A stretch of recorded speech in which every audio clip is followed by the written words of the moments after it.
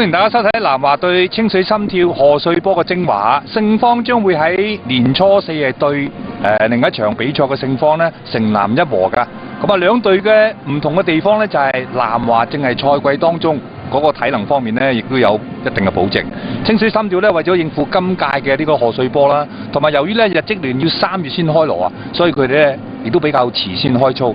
實際上呢，喺呢個賀歲波之前呢，佢哋操咗大概呢係7至8課到嘅啫。咁啊，清水心跳咧，上屆喺日職聯嘅排名咧就排喺中游嘅位置啊。咁所以希望咧就係來季要有更加好嘅表現。先嚟見到歐陽耀聰呢個波咧就出埋嚟。咁啊，其實啲死球咧，南華呢一場比賽啊發揮算唔錯㗎。好啦，大豪陳偉豪啦，回翻後邊先。呢個攻勢都仲未完嘅噃。新加盟嘅中場利馬俾我哋中間，諗住俾阿李威廉㗎，可惜又攞唔到。跟手梁振邦突然間放個冷線喎，哇！喺幾乎收死對方門將對井健平㗎，可惜條門柱又唔幫啊，就係主隊南華。咁啊，連隨咧橫未彈翻出嚟先啊，亦都見到咧基士文呢個咧係半窩里嘅抽射，咁就如果同咧梁振邦呢個遠射一比較咧，基士文嗰球波啊失禮好多㗎。咁呢一場波亦都咧基士文決定喺咧香港掛靴嘅其中嘅一場嘅賽事，咁啊戲肉當然就係年初四啦。更加大嘅咧嗰個安排，嗰個儀式咧就會喺咧係初四先咧係進行嘅。當然咧亦都希望咧能夠喺尾場啊，即係話爭奪今屆賀歲波嘅決賽嘅場合入邊咧係為基士文進行呢個咧告別嘅儀式。咁至於清水心跳方面呢，呢一場咧上半場亦都有啊19號嘅高原直泰打正選㗎。咁當然有唔少球迷啦，未必就係捧南華㗎，亦都可能嚟捧咧日本嘅球隊嘅清水心跳啦。其實見到清水心跳方面呢，亦都有咧就係佢哋嘅球迷啊，咪組織咗咧係一大堆嘅球迷團咧一齊入嚟睇波㗎。個球咧屬於清水心跳嘅，開咗出嚟前柱，亦都一定都出界啊！清水心跳咧，佢哋亦都球隊入邊咧有啲偶像式嘅即係球星啊，包括呢位咧就高原直太咧，同埋暫時做後備嘅小野伸二，亦都有咧就係前英格蘭阿仙奴嘅球星瑞典嘅國腳咧係龍格堡嘅，不過龍格堡都可惜啦，喺10月嘅時間亦都因為打杯賽天皇杯受咗傷，反覆受傷咧，亦都退出咧參加今屆呢個咧係賀歲波嘅。咁即刻見到就係清水心跳嗰啲球迷啦。當然有唔少咧，就係日本嘅僑民，亦都係住喺香港啦。逢親有日本嘅國家隊或者球隊嚟到香港作賽啦，都會入場支持嘅。除咗話咧，就係有高原直太喺前面之外啦，亦都有14號嘅伊藤翔咧，就係拍住佢呢個波咧，大前沿幾好嘢㗎。幾乎過對方大細，但係最終嘅伊藤翔射埋去咧，就係省到人。跟住遠程炮咧，同樣都係過唔到咧，係陳偉豪嘅。咁啊，伊藤翔咧就係1公尺84公分。咁啊，佢個身高就喺呢個清水心跳嘅當中咧，球隊入邊咧，只係僅咧係矮過2個龍門嘅啫，1公分嚇。咁所以佢打呢個位置方面咧，有一定身高方面嘅優勢嘅。從而家個過程嚟睇咧，大家互有攻守咧，應該兩隊波咧呢場比賽咧勢均力敵嘅。哇！呢個波咧硬爆過啊，嚟個回傳啊，嗰個進行呢個波咧射得好精彩。咁啊結果咧個結果就係掛網而入啊！嚟到咧喺呢啲比賽呢個時間咧，呢個撞牆做得好靚嘅。咁啊當然亦都咧係唔可以抹殺咧回傳俾佢呢個爆咧係知春象馬嗰個咧回傳個力水啱啱好啊！咁啊就清水心跳打開紀錄啦。咁當時係上半場嘅26分鐘啊，咁先係咧就係高木進行自己啊冇入去㗎，佢要讚下8號嘅知川象馬將個波咧回翻俾佢。咁兩位球員呢，其實都喺上屆嘅 J League 啊，為清水心跳咧係打正選㗎。咁推個波埋去高木進行啦，29場嘅正選入咗2個波。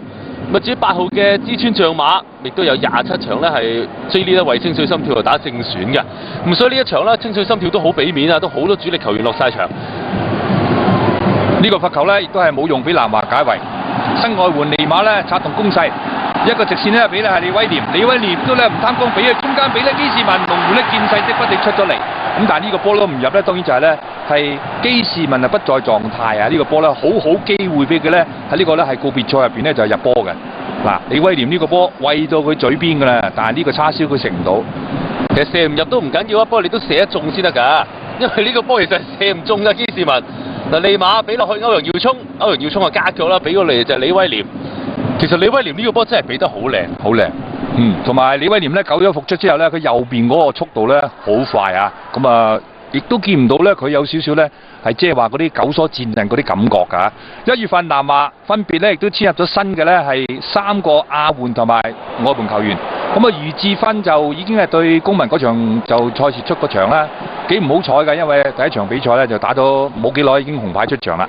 咁另外咧第二個亮相就係今場波26個利馬，唔錯喎，似乎佢嗰種中場指揮官嘅角色咧，正係而家目前南華所缺乏㗎，或者咧李海強唔出場之後咧，喺呢個位置就最缺呢啲人㗎。另外一個迪亞高今日有做後備，但係未必可能咧係未必有機會出場打呢場比賽。咁仍然都係上半場嘅比賽。中間呢就係交失咗，好啦，又俾南華有機會進攻啦。黃展鴻送上嚟啦，基士文，再俾落去呢就係李志豪。右面亦都有咧歐陽耀聰。今日歐陽耀聰呢幾次右路出波呢質素都唔錯㗎。今次出到落嚟，其實落點啊唔錯。但可惜呢就係隊友未能夠接應得到啦。黃展鴻再撳埋嚟，只係能夠搏到角球啫。咁由於咧就咧高世安呢係一場計一場比係呢個歐陽耀聰打呢個正選咧，所以呢個年青球員呢，越打越有信心啊，同個表現呢睇到佢有進步嘅，對自己嘅自信心亦都咧係增強咗。咁所以咧喺未來下半季咧南華咧中場線嗰度咧，佢同梁振邦繼續擔任正選嘅可能性相當高㗎。雖然呢，陸續都有啲新嘅外援球員或者亞援球員呢係加入咗南華呢個咧大軍當中嘅。呢個短角球開出嚟咧，再斬喺中間。咁又亦都俾咧就呢個咧保斯基頂咗出嚟，咁跟住南華個反擊睇下得唔得啦？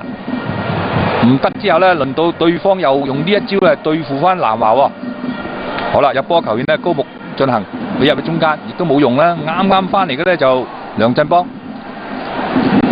好，呢個波咧陳偉豪策動攻勢，去到咧左手邊。咁可惜咧就啱俾咧對方咧最高大嘅中堅咧岩下敬父就係、頂走咗㗎，破壞咗呢個咧係反擊。